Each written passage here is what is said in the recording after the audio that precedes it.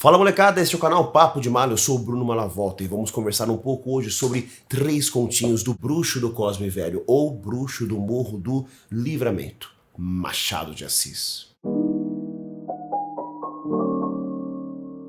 Para começar, quem é Machado de Assis? Segundo Harold Bloom, maior crítico literário norte-americano, Machado é o maior autor negro da história. Segundo Susan Sontag, Machado é o maior escritor do hemisfério sul do século XIX. Pensando um pouquinho com a filosofia do Deleuze, a gente pensa um pouco no Machado como esse escritor que pertence a uma espécie de não lugar. Quer dizer, ele é um cara que ele é negro, mas convive com a elite branca. Ele convive com a elite, mas ele veio do Morro do Livramento, ele veio da periferia carioca. Ele é brasileiro, mas é filho de imigrantes. Seu pai e sua mãe vieram da Ilha dos Açores. Ou seja, Machado meio que sempre ele está sem estar. Ele não pertence àquele ambiente originalmente. Isso dá a ele uma certa possibilidade de distanciar-se alguns passos e rir da nossa elite. Chegamos então na primeira grande característica machadiana, que é o riso, que é a ironia. A ironia machadiana, que é o humor, né? Esse humor inglês, que vem muito do quê? Vem muito do Shakespeare. E segundo algumas teorias, pode vir também das leituras da Jane Austen, a célebre escritora romântica inglesa. Mas quando a gente fala no machadão contista, a gente fala sobre os contos hoje,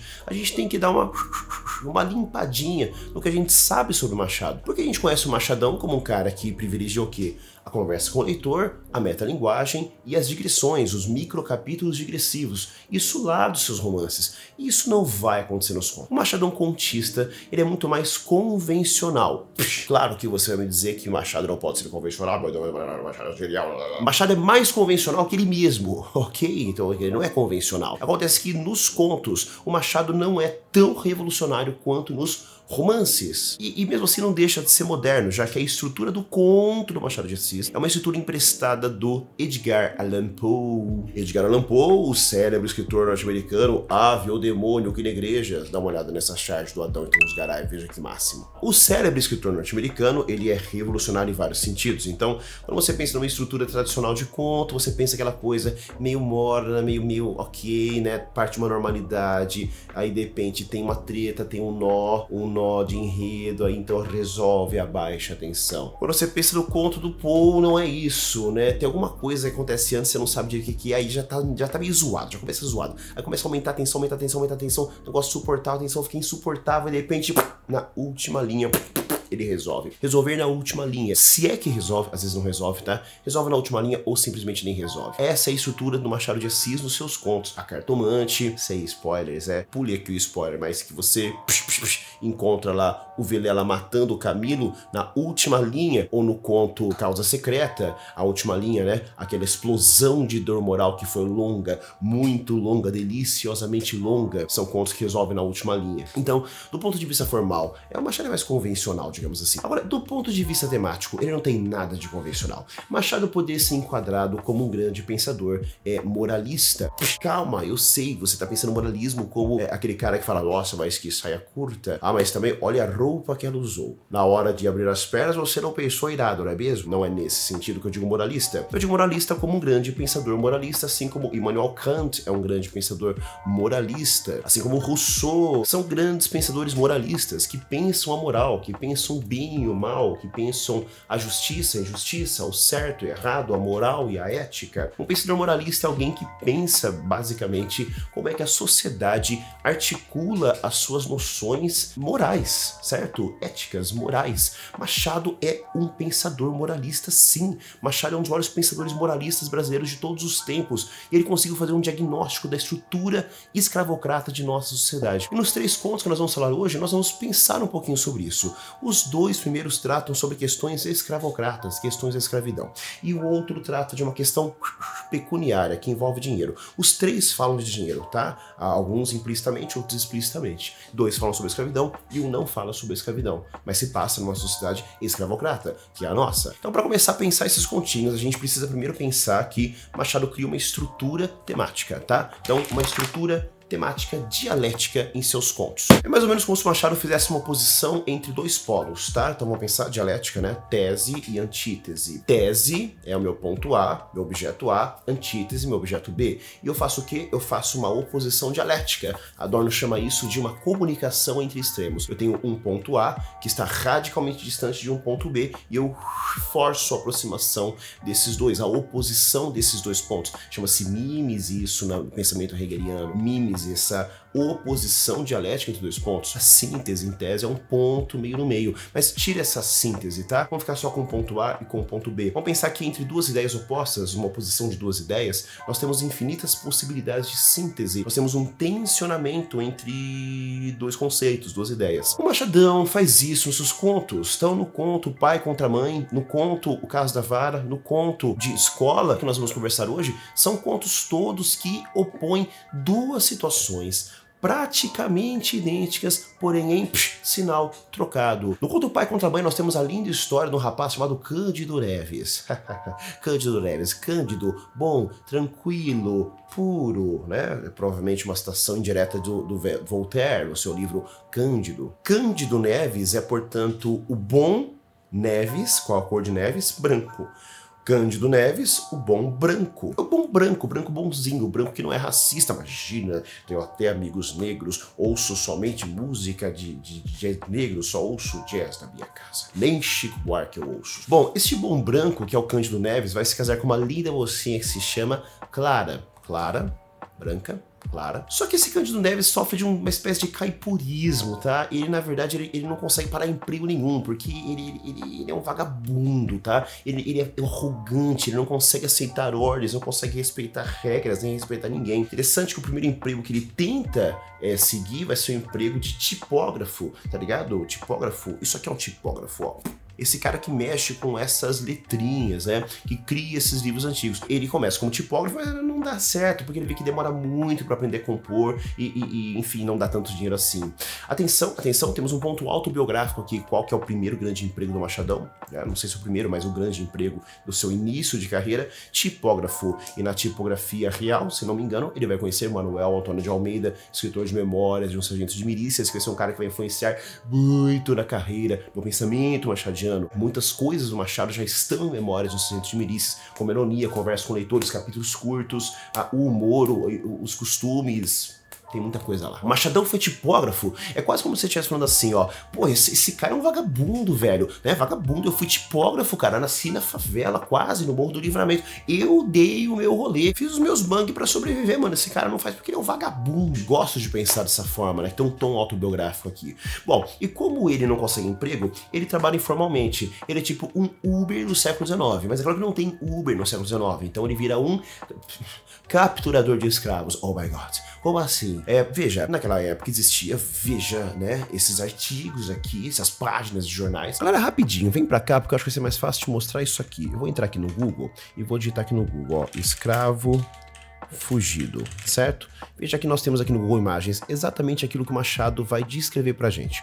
Páginas e páginas e páginas de anúncios de jornais em que nós temos a descrição física de escravos que fugiram. Ele diz pra você aqui no segundo parágrafo, aliás, terceiro parágrafo do conto, quem pediu um escravo por fuga lhe dava algum dinheiro para quem lhe o levasse, para quem o devolvesse. Punha anúncio nas folhas públicas com sinais do fugido, nome, roupa, defeito físico, se tinha bairro por onde andava, quantia de gratificação, se não vinha quantia, vinha promessa. Muitas vezes o anúncio trazia em cima ao lado uma vinheta, figura de preto, descalço, correndo para o ombro e na ponta uma trouxa. Protestava-se com todo o rigor da lei contra quem o acoitasse, contra quem o escondesse. Ora, pegar escravos fugidos era um ofício do tempo. Exatamente o que nós estamos vendo aqui. Não é nobre, mas é o ofício do Cândido Neves. Quem entra nisso é por pobreza, necessidade, por uma chega, inaptidão para outros trabalhos, é o caso do Cândido Neves, né?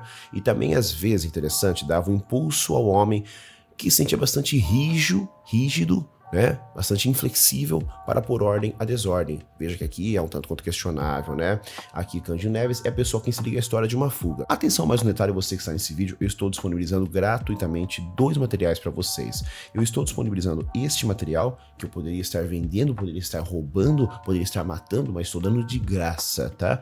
É uma análise dos 3 contos do Machado. Então todos aqui tem um enredo, um resumo, né? Tem análise, tem as coisas mais importantes, opa, para você observar. Olha o tamanhão, o conceito de banalidade do mal, para pensar aqui o pai contra a mãe, depois os personagens analisados um por um, depois temos o caso da vara, depois nós temos aqui o pai com o conto de escola, tudo analisadinho, bonitinho, com a citação do livro do Machadão. Cara, clicou, baixou, é show de bola. Tem mais uma coisa que eu preparei para vocês. Tem ainda este mapinha mental, olha que bacanérrimo, tá? Que eu preparei sobre a contística machadiana.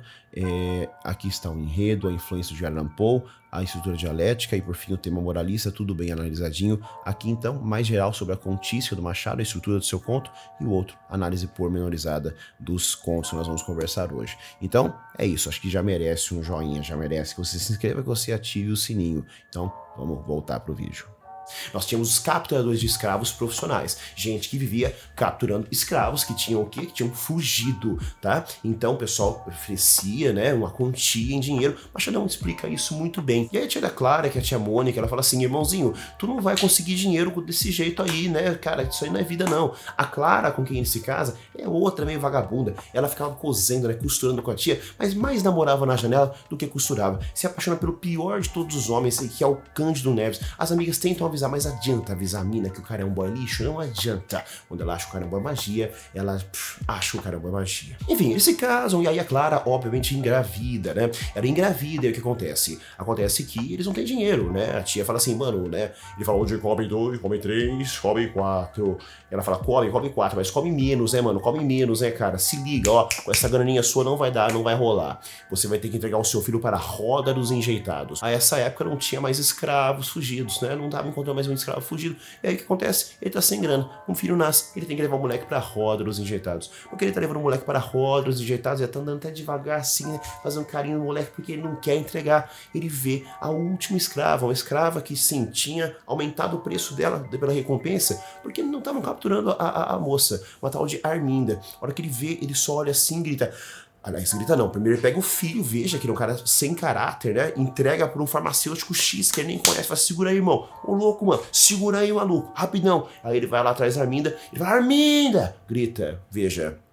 Seu nome é sua inscrição subjetiva no mundo. Sobretudo se é uma pessoa escravizada, uma pessoa que foi sequestrada da sua cultura, sequestrada da sua localidade de origem, sequestrada da sua dignidade, sequestrada do mundo econômico, do mundo social. Você não possui nada. Uma das únicas coisas que você possui é o seu nome. Ele usa isso contra ela, mano. Isso é perverso, cara. Ele fala, Arminda! No que a Arminda olha, ele tá puxando a corda já, vai pra cima dela. Ela, não, meu senhor, não, por favor. Eu estou grávida. Se o senhor tem algum filho, por amor dele, me deixe ir embora, meu senhor é bravo, ele vai me castigar. Temos aqui então uma situação de espelhamento. Percebeu? Cândido Neves está capturando Arminda para poder cuidar de seu filho. Arminda fugiu para poder cuidar do seu filho, para que seu filho sobreviva, assim como Cândido Neves faz isso para que seu filho sobreviva. É uma situação idêntica, porém em sinal trocado, em chave contrária, porque afinal de contas, Arminda é negra e o filho dela vai ser uma criança negra, enquanto Cândido Neves é branco e o seu filho é branco. Ele então perversamente diz assim, quem manda fazer filhos e depois fugir? Oh my God, o que é que ele estava fazendo? Ele tinha acabado de fazer um filho e estava fazendo o quê? Fugindo à responsabilidade, né? Fugindo ao trabalho, fugindo a cuidar do filho, entregando o filho para a roda dos enjeitados. Ele entrega a Arminda, o cara vem com dinheiro para pagá-lo, vejo o dinheiro aparecendo aqui e nisso, lá no fundo, a Arminda sofre um aborto espontâneo por causa da luta que tivera com o Cândido Neves. Ele nem fica olhando, ele vai embora.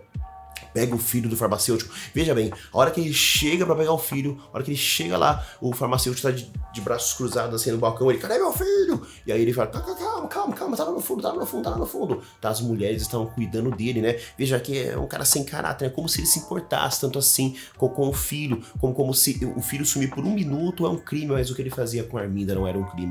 Enfim, ele vai então atrás, né?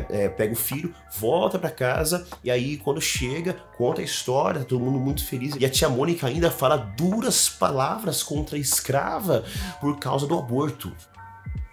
E ele então diz, nem todas as crianças vingam. Bateu-lhe o coração. Como se fosse fruto do acaso a morte do filho de Arminda. Não é fruto do acaso, é fruto do quê? É fruto do fato de que num país escravocrata, para que uma criança branca viva, uma criança negra precisa morrer, tá? Paga-se a vida deste que é cidadão, que é civil, com a vida deste que não é cidadão, que não é civil, que não tem direitos. E ainda é assim no Brasil. A criminalidade, a desigualdade, a violência policial nas favelas, nas periferias, faz com que, e a criminalidade, o crime organizado, faz com que crianças negras morram, para que crianças brancas possam tomar iogurte e ir para a escolinha privada. Tão pesado que não dá nem vontade de continuar falando, vontade de parar aqui esse vídeo. No quanto ao caso da Vara, tem uma situação parecida, também escravocrata, afinal de contas tem um cara, outro caipora, outro que não presta pra nada, outro viciado, outro vadio que se chama Damião. Esse cara fugiu do seminário, tá fugindo do seminário, se escondendo dos padres no meio da rua, e aí de repente ele vai pra casa uma tal de Sinhá Rita. Veja que ela é uma Sinhá, é uma senhora de escravos, né? E ela tem as crias na casa dela. Se você joga no Wise, o melhor dicionário da língua portuguesa, ele vai dizer que o cria é o filho de escravo que mora na casa grande, tá? É o filho de escravos, que, portanto, está na condição também de escravidão e que mora com os senhores, tá? E aí ela tem várias crias que as pessoas arranjam para ela, que são os filhos de escravos de outras pessoas.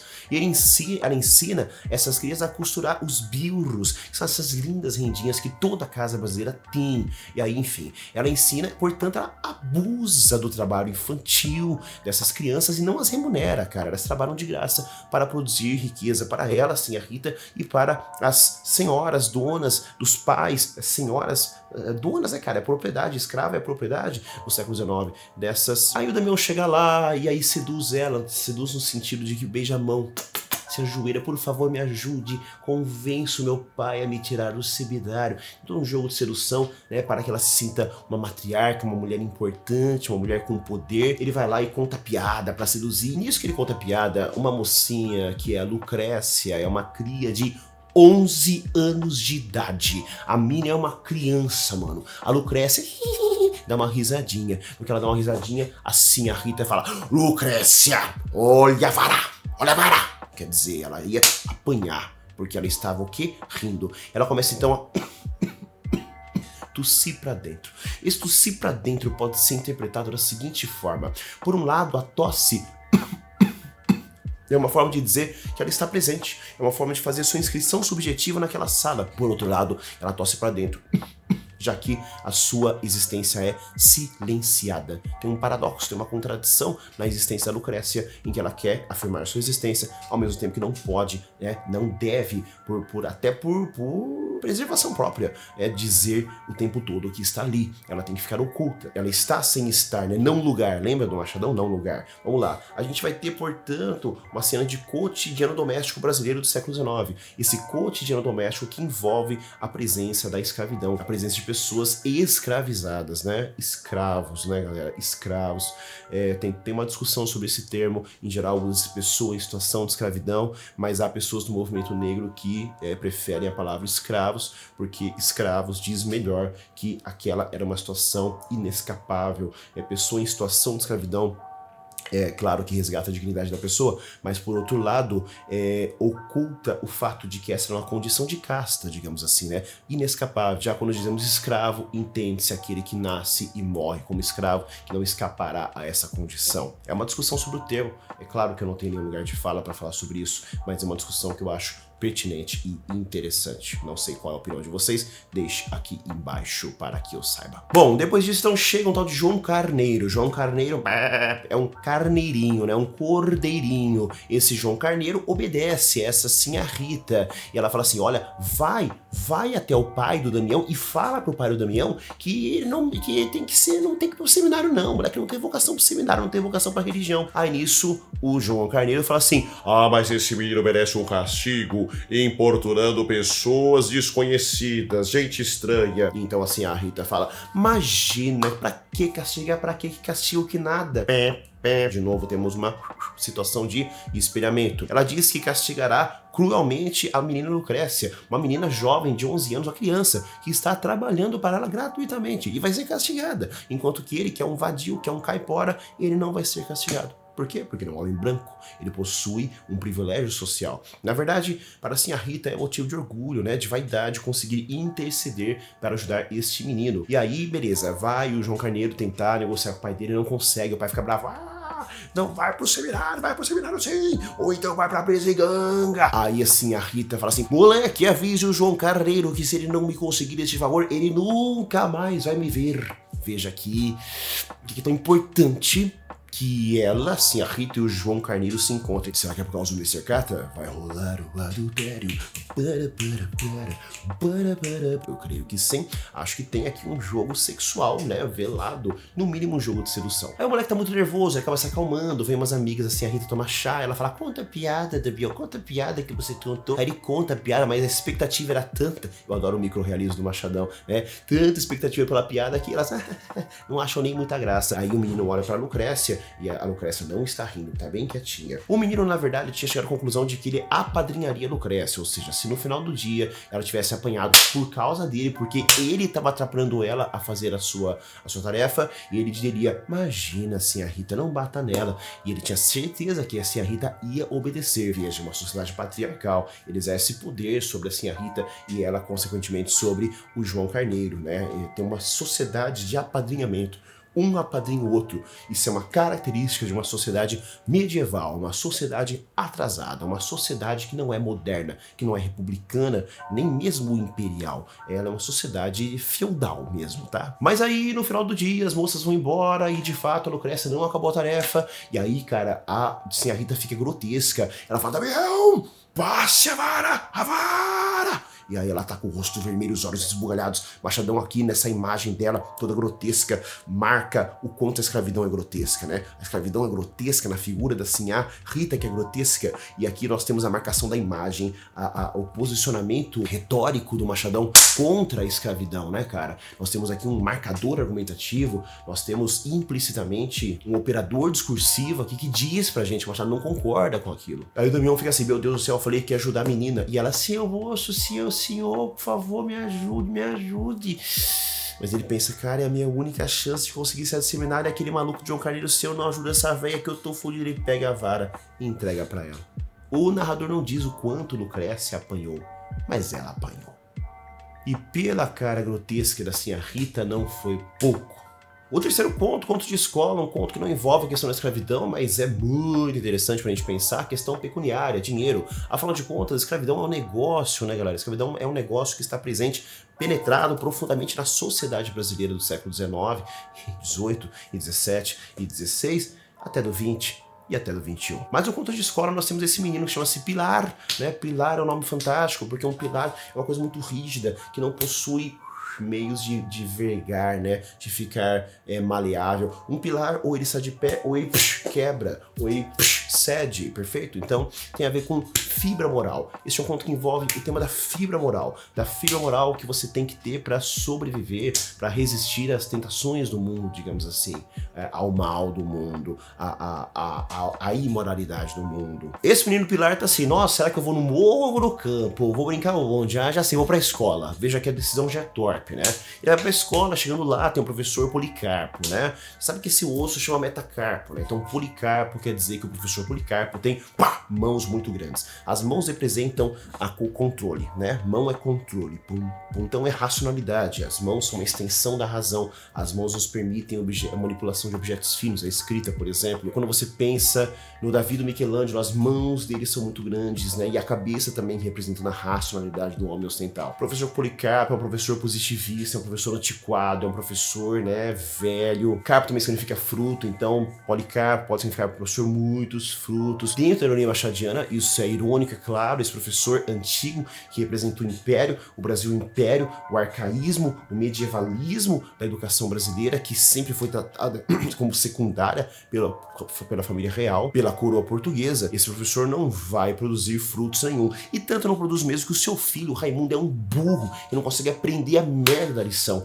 E aí então ele vira: Pilar, me ajuda com a lição. E aí eu vou te dar uma moedinha de prata. E aí o Pilar, quando vê a moedinha de prata, fica: oh my god, que é isso? Bom, ele então ajuda o Pilar, que é muito burro. O professor tá sedento lendo os jornais. Por quê? Porque aparentemente as páginas políticas estão agitadas. Então o professor é um cara que representa essa agitação política, essa instabilidade política típica do final do século XIX, começo do século XX brasileiro. Vou olhar aqui de quando é o conto de escola. Veja bem, o conto de escola é de 1884, portanto justamente que antecede esse momento pré-abolição e pré-proclamação da República. O Brasil está pegando fogo e está babando ali no jornal. Enquanto isso, o Pilar está ensinando o filho dele, Raimundo, a lição. Aí eles olham pro lado e tem um tal de curvelo. Veja, curvelo, tem essa coisa de curva, é o nó dramático, é o nó trágico aqui é o desvio, o plot twist. O curvelo tornando os dois, né, roubando ali com uma cara malvada. Aí eles continuam fazendo a tarefa assim, eles olham de novo e tá com uma cara mais malvada ainda. E aí eles, né, tentam continuar ali o rolezinho, mas aí o curvelo vai e avisa o professor Policarpo. O professor Policarpo diz: Pilar, venha até aqui. E aí o Pilar vai. E ele então, bravíssimo, gigantesco, diz assim: então o senhor está recebendo dinheiro para ensinar as lições aos outros? Oh my God! Veja que isso é precisamente aquilo que ele mesmo faz. Ele, professor Policarpo, recebe dinheiro para ensinar lições aos outros. Temos de novo uma situação de espelhamento. Veja você que o Pilar está recebendo dinheiro para ensinar lições aos outros, assim como o Policarpo também recebe. Mas Policarpo representa uma instituição antiquíssima e antiquada até hoje, que é a escola, enquanto ele apenas é um menino que não possui nenhum vínculo institucional e está recebendo para ensinar. Ele não estava passando cola, entendeu? Ele estava realmente ensinando o rolê, então... Você vê algum mal? Eu não vejo, pelo contrário. Aí olha só, o professor Policarpo dá 12 palmadas de palmatória no Pilar.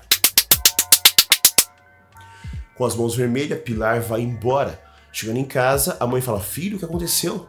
Ele fala: mamãe, é que eu não aprendi a lição hoje.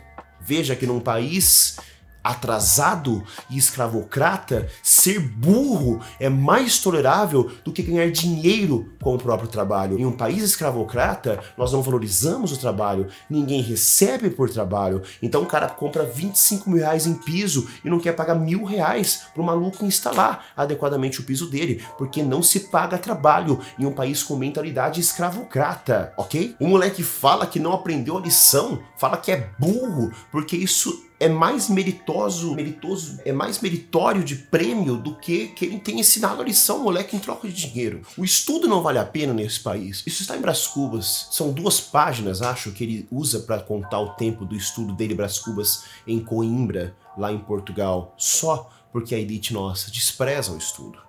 Então, de novo, temos uma sensação de espelhamento moral, não é isso? Então, os 3 contos se sustentam em cima de um espelhamento moral com chave invertida. Observe que sobre o dinheiro, sobre a questão pecuniária, há uma interessantíssima cena em Pai contra Mãe e nós fechamos aqui nela, ok? A escravidão levou consigo ofícios e aparelhos, como terá sucedido a outras instituições sociais. Veja que Machado fala sobre a escravidão como se ela fosse uma coisa banal, né? Ah, sim, né? Vamos ficar mais fácil entender essa frase? Se eu falo assim, ó, o Holocausto levou consigo ofícios e aparelhos, como terá sucedido a outras instituições sociais. O Holocausto tinha ofícios, tinha executor, tinha torturador, né? Tinha cara que se levava dos corpos, o cara da limpeza dos corpos. Tinha o cara que apertava o botão para abrir a coisa do gás do chuveiro. Você tinha aparelhos, que é o chuveiro a gás, as bigornas de ferro para criar balas para os nazistas, normal, instituição normal. Veja que é um absurdo essa fala. Assim como dizer que a tortura, né, e a execução de escravos era normal no século XIX. Uma instituição como outra qualquer, como uma escola, como desporto, sei lá mais o que. Veja como de saída já é muito forte a fala do Machado, irônica. Machado está deixando claro, implicitamente, a ideia de que a escravidão era tão banal que ninguém se importava com ela. Depois ele diz assim, não cita alguns aparelhos, senão por se ligarem a certo ofício. Um deles era o ferro ao pescoço, o outro era o ferro ao pé, havia também a máscara de folha de Flandres. A máscara de folha de Flandres, que era presa por um cadeado atrás e que possuía apenas 3 buracos, 2 para ver e 1 para respirar. A máscara fazia perder o vício de beber, porque ela era fechada na parte da boca, e a situação igual a da Lucrécia, a situação de mudez, de silenciamento. E fazendo o escravo perder o vício da embriaguez, fazia também ele parar de furtar os vinténs do senhor, porque era dos vinténs do senhor, geralmente, que tiravam com que de matar a sede. Quer dizer, o cara rouba o dinheiro do senhor, perfeito, para comprar álcool, para comprar pinga. Pera um pouquinho. Veja bem, aqui em cima nós temos aquele trecho das máscaras de que estávamos conversando. Veja como ele é bastante irônico, né? Ele fala dos ofícios, dos aparelhos, já falamos sobre isso. Fala da máscara do ferro ao pé, o ferro ao pescoço, fala da máscara de folha de Flandres, que faz perder o vício à embriaguez e também ao roubo. E aí, por fim, ele diz que os funileiros tinham essas máscaras penduradas na porta das lojas. Vem cá, que eu vou fazer um pequeno paralelo com a questão dos celulares. Eu comprei esse celular e comprei capinhas de celular. Onde estavam as capinhas? Penduradas na porta das lojas. Ou seja, o comércio de itens relacionados à escravidão era tão comum quanto o comércio de capinhas de celular, tão penduradas por todos os lados. Também, o comércio de escravos era algo tão popular, eu diria, quanto o comércio hoje de celulares. Então veja, todas as famílias, todas as pessoas têm celulares hoje em dia. Os mais ricos, celulares mais caros, mas os mais pobres também têm celulares. Vem celular que é legalizado, que paga imposto, vem celular que é traficado, que vem de contrabando, vem celular quebrado, tem gente que compra tipo 100 aparelhos quebrados, se salvar 10 ele consegue lucrar. Mesma coisa com os escravos, vinha um navio com 20 escravos doentes, uma família chegava e comprava 10 escravos doentes, a preço muito baixo. Se ele fizesse 1 ou 2 sobreviverem, ele conseguia vender e obter lucro. Veja que absurdo. Se a gente volta ainda para o Machado, olha o grau de ironia com que ele continua te falando sobre a situação. Ele diz assim, ó, escravo que fugia com essa máscara, né, era pego facilmente, já que mostrava uma reincidência. Há meio século, os escravos fugiam com frequência, eram muitos, nem todos gostavam da escravidão. Sucedia ocasionalmente apanhar em pancada, né? E nem todos gostavam de apanhar pancada. Imagina, alguns gostam, outros não. E mesmo o dono, veja bem, não era mau, certo? Além disso, o sentimento da propriedade moderava a ação, porque dinheiro também dói. Volta aqui.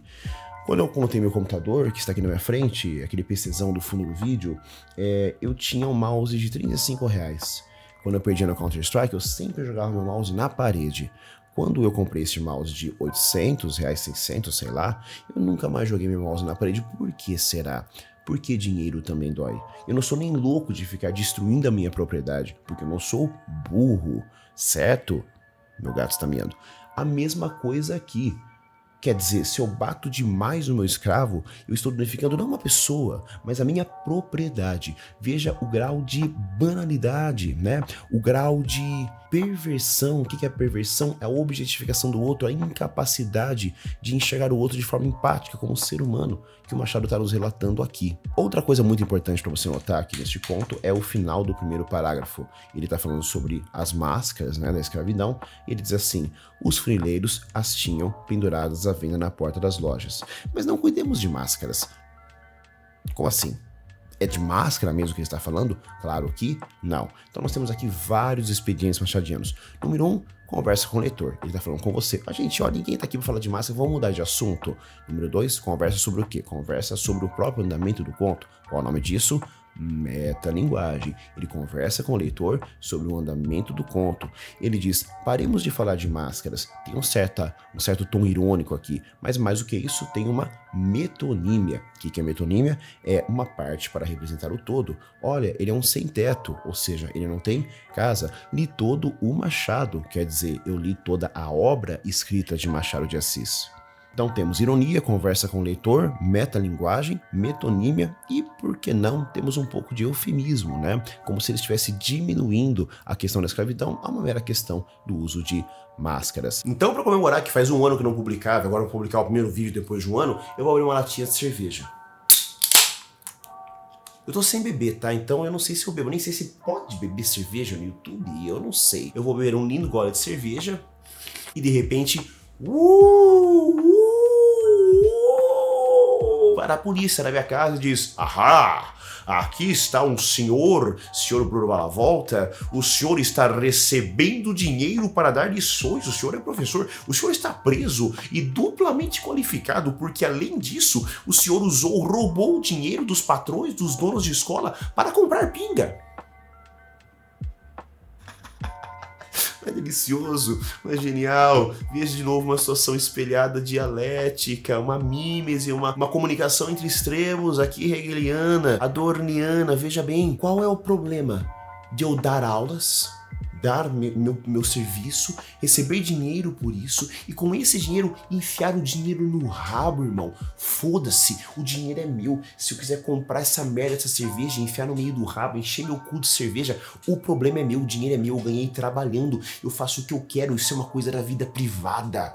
Agora, num país escravocrata, se você é escravo, quando você trabalha, você não recebe dinheiro e não recebendo dinheiro, só te resta a chance, a oportunidade de roubar o dinheiro dos patrões, que é seu, porque você produziu, e com esse dinheiro comprar um pouquinho de pinga. Mas um escravo não tem liberdade nem dignidade para isso. Machadão, portanto, nos mostra um diagnóstico de uma sociedade brasileira profundamente tocada pela escravidão, profundamente tocada por uma moral escravocrata e que até no conto de escola pensa a questão do dinheiro, a questão pecuniária a partir de uma perspectiva escravocrata, já que o trabalho em um mundo escravocrata, em uma sociedade escravocrata, não é remunerado e nem bem visto. E ficamos por aqui. Se inscreva, dê o seu like, ative o sininho.